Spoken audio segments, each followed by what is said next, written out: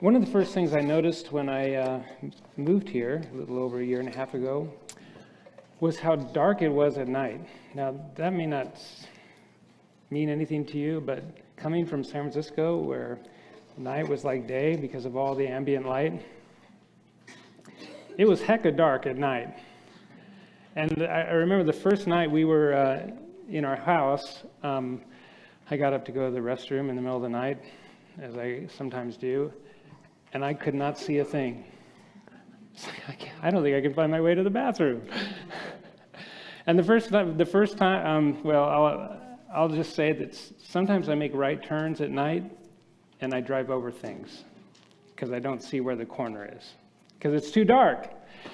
I won't go into that.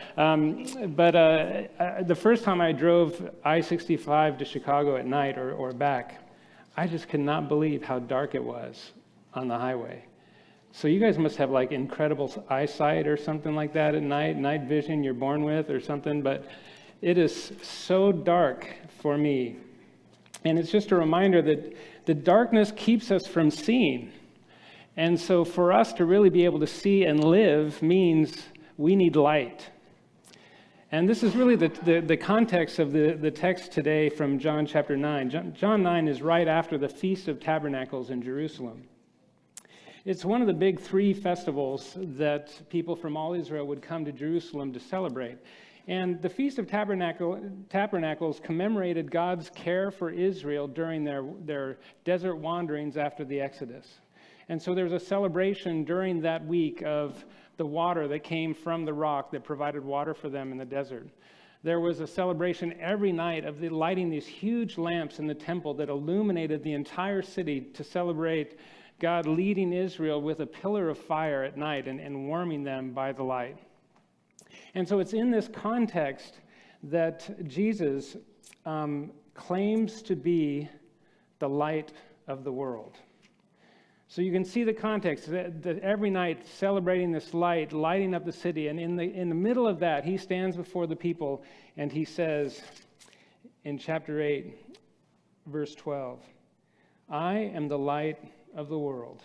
Whoever follows me will never walk in darkness, but will have the light of life." Now you can imagine that the Jewish leaders and the Pharisees weren't all that excited about his claims, that he was the light of the world, and there were a lot of Old Testament images that this pointed to Messiah.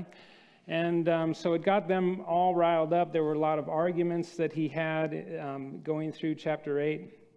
And they really got upset somehow, for some reason, when Jesus actually claimed to be God himself. If you look in verse 58 of chapter 8, he says, "I tell you the truth," Jesus answered, "before Abraham was born, I am," which is the name of God. I am. And it was at those words that they picked up stones to stone him, but Jesus hid himself, slipping away from the temple grounds. So they want to kill him. He gets away.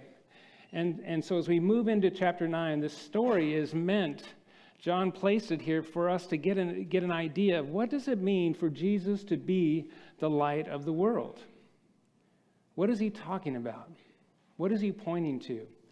And so even though we've read the text, let's read it one more time just to hear again what Jesus has to say. And this story that illustrates what it means for him to be the light of the world. As he went along, and so he's left the temple grounds, as he went along, he saw a man blind from birth.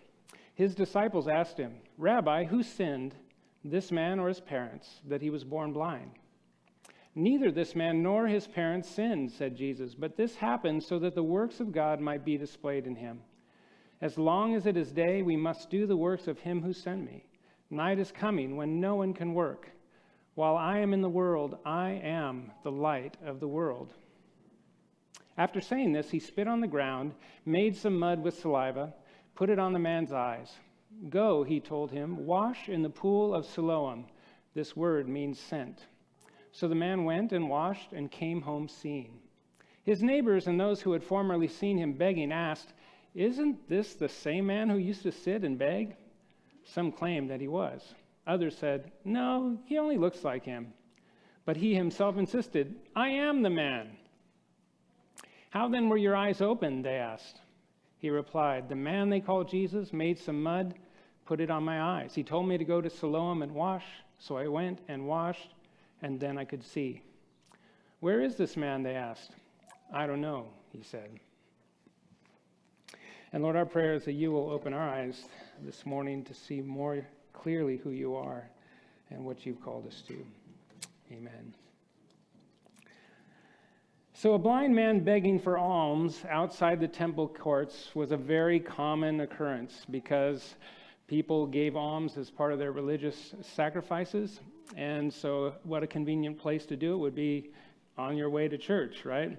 And so blind and lame people would lay along the roads on the way to the temple.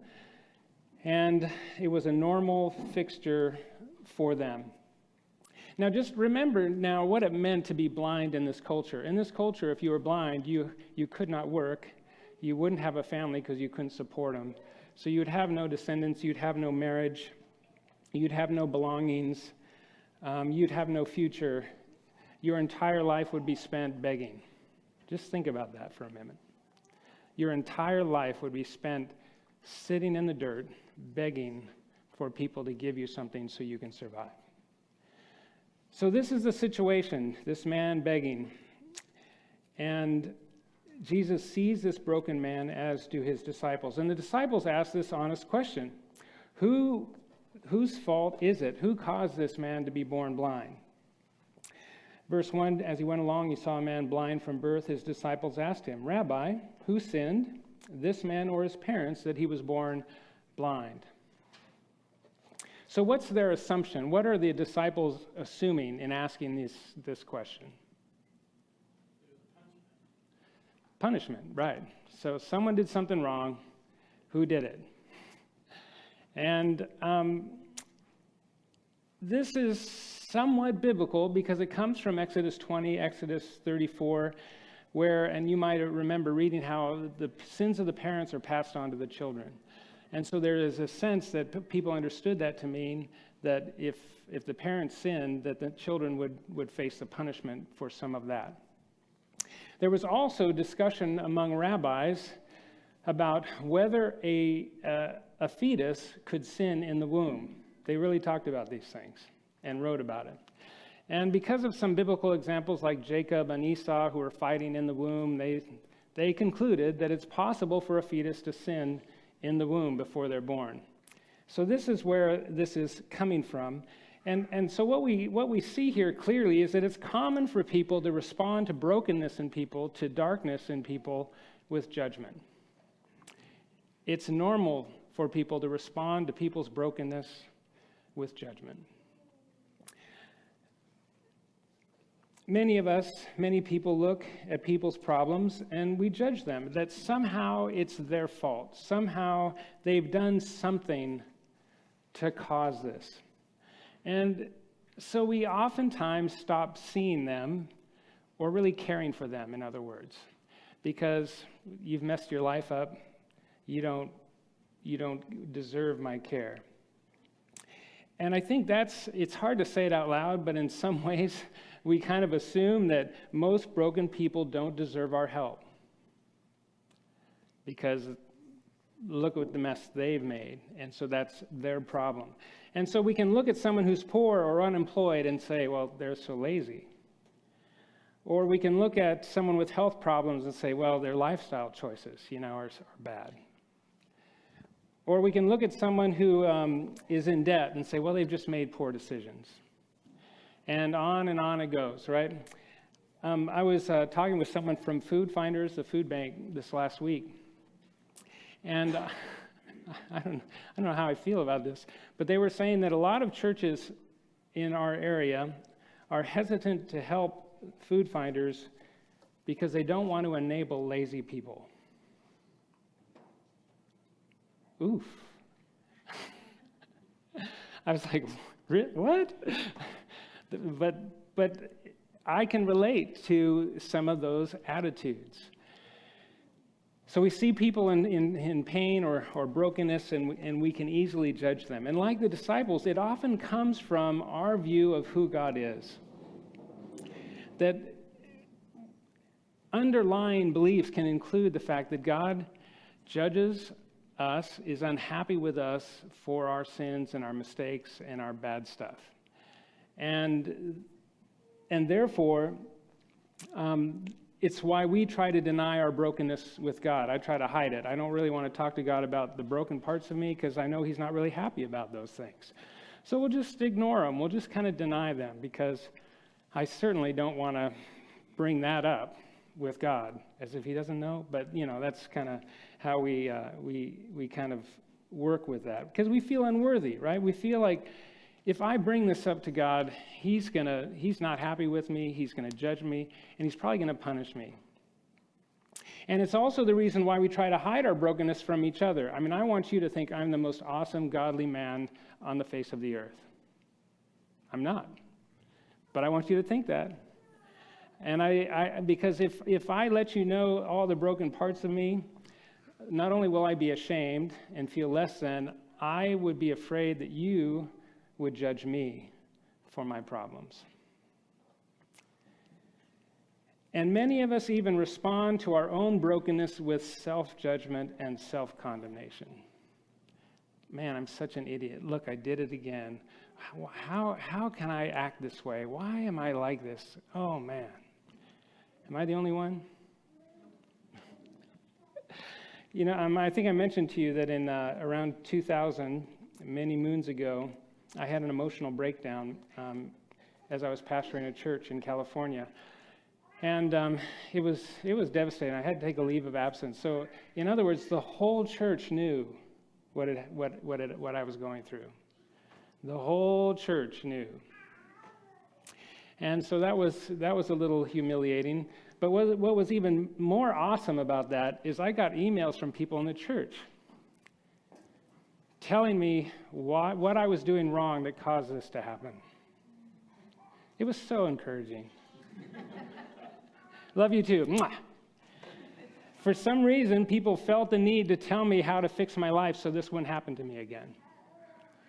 And so, of course, I also felt like I was a total loser and that God was just punishing me for all the bad things I had done in my life. I mean, I couldn't help but feel that way. But this is how we tend to respond to brokenness in the lives of others and in our own lives.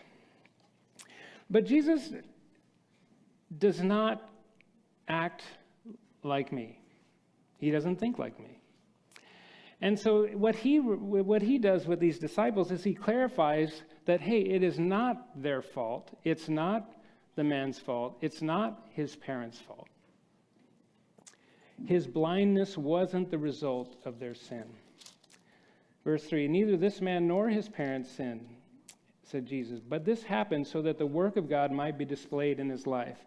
As long as it is day, we must do the work of him who sent me. Night is coming when no one can work. While I am in the world, I am the light of the world. Now, it's a little confusing because we could read this as saying this happened so that the work of God might be displayed in his life. God did this so that he could heal him and show how great he was, which doesn't make any sense, does it?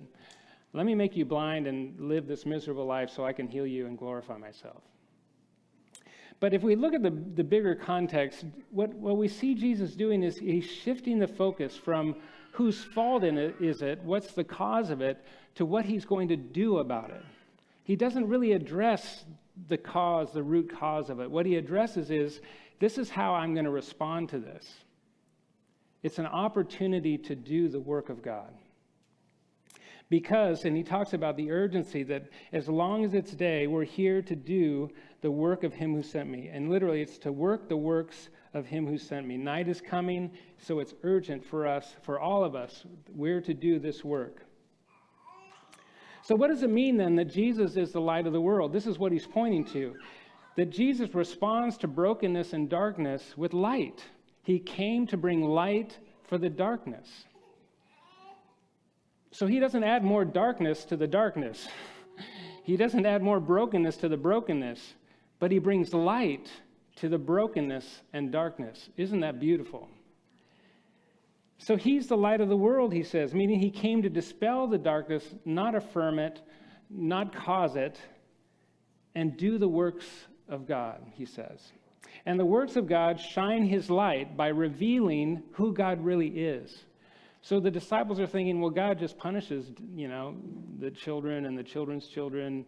And Jesus is saying, that's not who God is. You got that wrong. God has come to heal people like this, to love them, to bless them. And like I said, it's urgent that he and his disciples, and he includes his disciples, it's urgent that we do the works of the Father who has sent me. So then he shows us what is he talking about then? Being the light, dispelling the darkness, restoring the broken. He shows us, verse 6. Having said this, he spit on the ground, made some mud with the saliva, and put it on the man's eyes.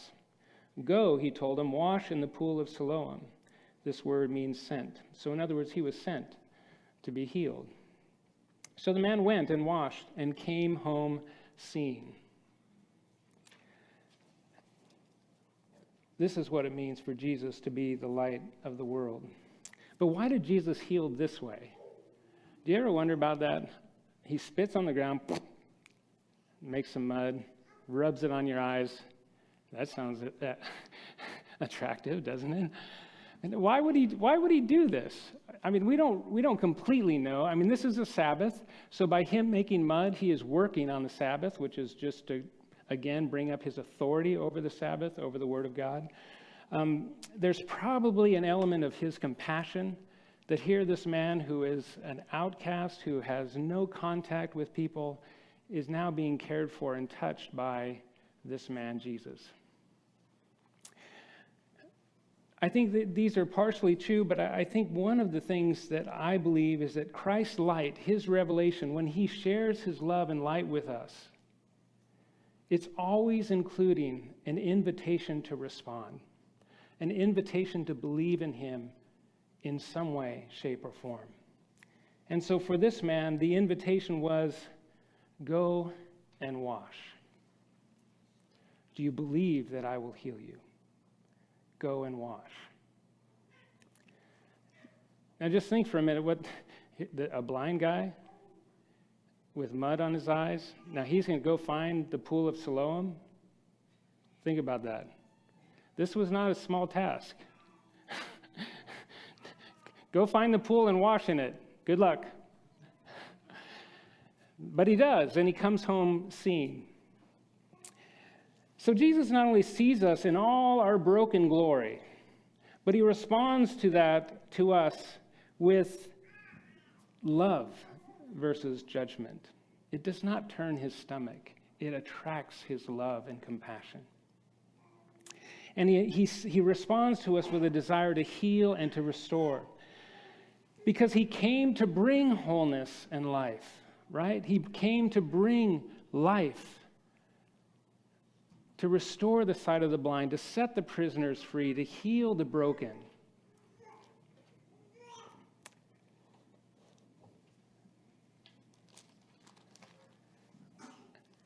John 3:16, God so loved the world, he gave his one and only Son, that whoever believes in him shall not perish, but have eternal life.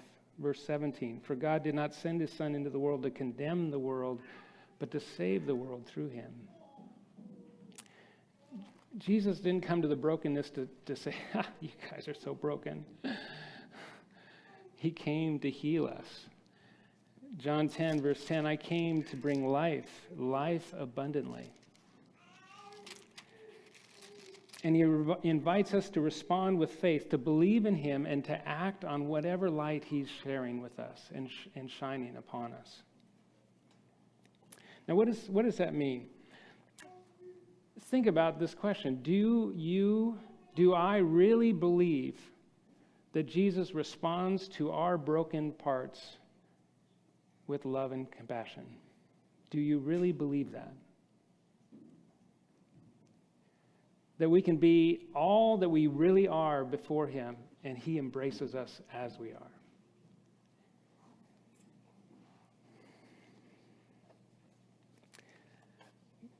Maybe it's time to trust him and follow him. Maybe that's where you're at. Or perhaps if you really believe that, as we were looking at in our prayer practice, what broken part of you, what hurt in you, what habit that you have that is just driving you crazy, what addiction do you have, what deep issue do you have that you can bring to the Father today and ask for his help to heal you and set you free? That you can stop hiding those things and bring them to him for his embrace.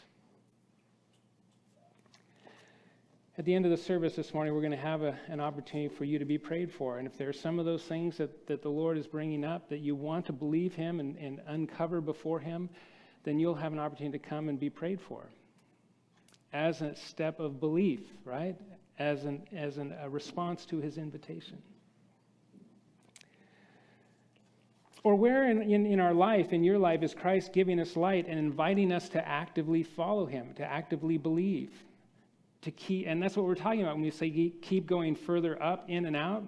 God is always inviting us to keep going further with him. Where is he shining light? Where is he inviting you to keep going further?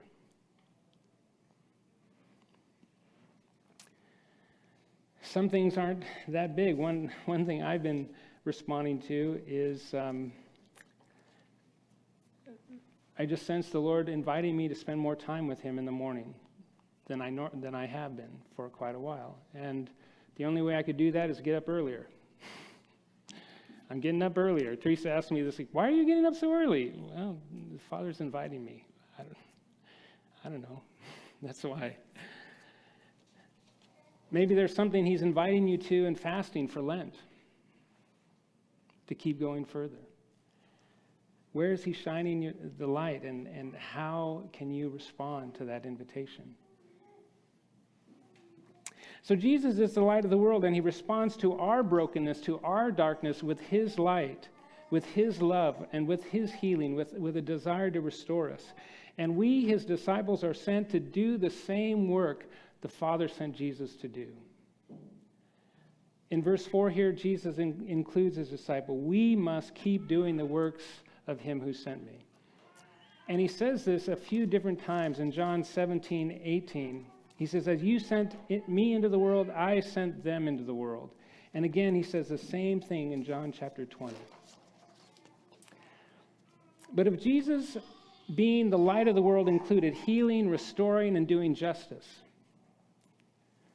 what about us? What about his church?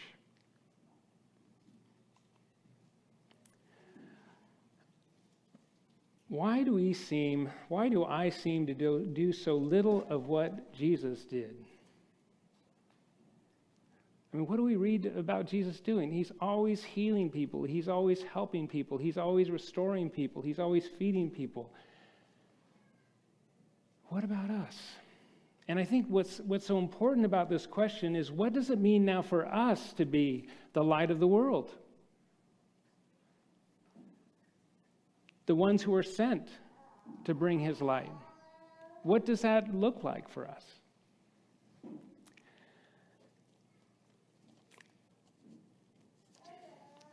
You want to know what I believe? I'm going to tell you anyway. I believe we're sent to shine the light of Christ's love without obligation, which is exactly what he did, right? To shine the light of his love without obligation in hope of revelation. This is what we're sent to do. We bless people no matter who they are, no matter how broken or how dark their life might be, but we bless them in the name of Christ because that's the heart of the Father. And we do it with the hope that they will see the love of the Father through us. They may not, because when light shines, not all people respond in the same way. But we shine the light, we give away the blessings of Christ without obligation in hope of revelation. Let's see how this plays out in this text. Jesus shines his light through the healing. How do the disciples respond? They understand something new about brokenness, don't they? Oh, you mean God doesn't punish people because of their sin? The blind man, for the first time, literally sees light. He's healed. His whole life is restored to him. Imagine that. The man's neighbors and his family, well, they don't see that much. Verse 8, his neighbors and those who had formerly seen him begging asked, "Isn't this the same man who used to sit and beg?" No, he only looks like him. No, I'm him. They're not quite seen, but they're seen. His parents, they're seen, but not quite seen. Verse 20, "We know he's our son," the parents answered. "We know he was born blind, but how he can see now or who opened his eyes, we don't know. Ask him, he's of age. He will speak for himself." And it goes on to say that they were afraid of the Pharisees because they were threatening anyone who would believe in Jesus.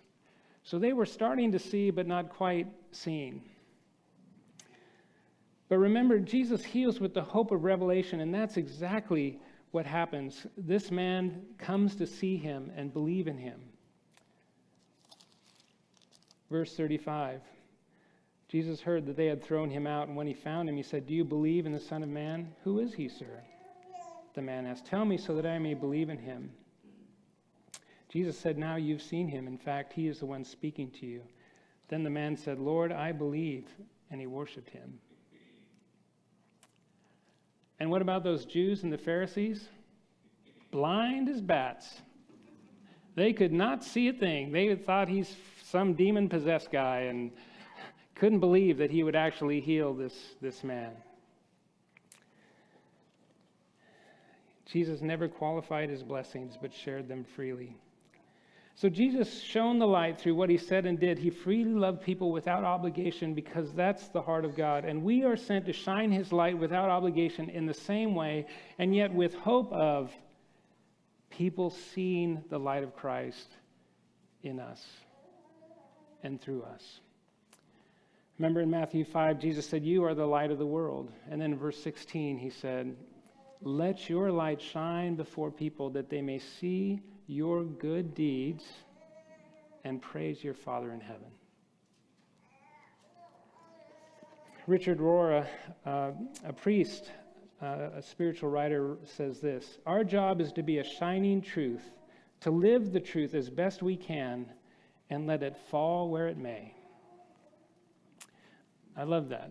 Let me read that again. Our job is to be a shining truth, to live the truth as best we can, and let it fall where it may. Because some will see, and some won't see.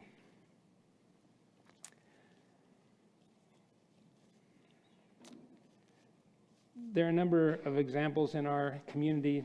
Food Finders, the food bank, Habitat for Humanity builds homes. People in our church making meals for transitional housing, making soap for housing, transitional housing. But I believe God has something more for us in this season. Ways in which we can be more of a blessing on the people of our community. So what can we do with this? I trust the Spirit's already speaking to us about this.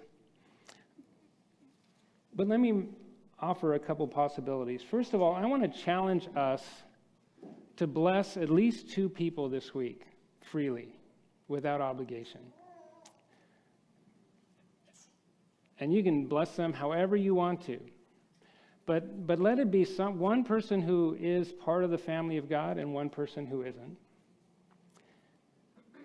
Just find a couple people and bless them. Shine a little light. How does that sound? You don't seem excited about that.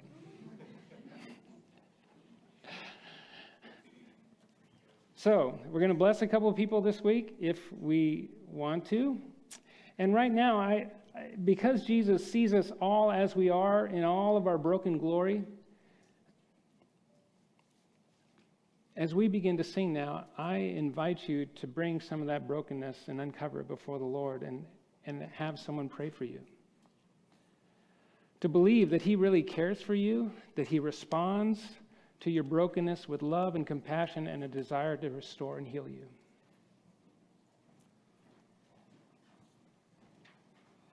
And so there is going to be someone in the back. Nicole and I will be in the front. And as you are able to believe in the Lord, then we just invite you to come as we worship and be prayed for. So Lord, thank you for your light today. Thank you for what you show us. Give us courage and boldness to respond by faith and believe. Amen.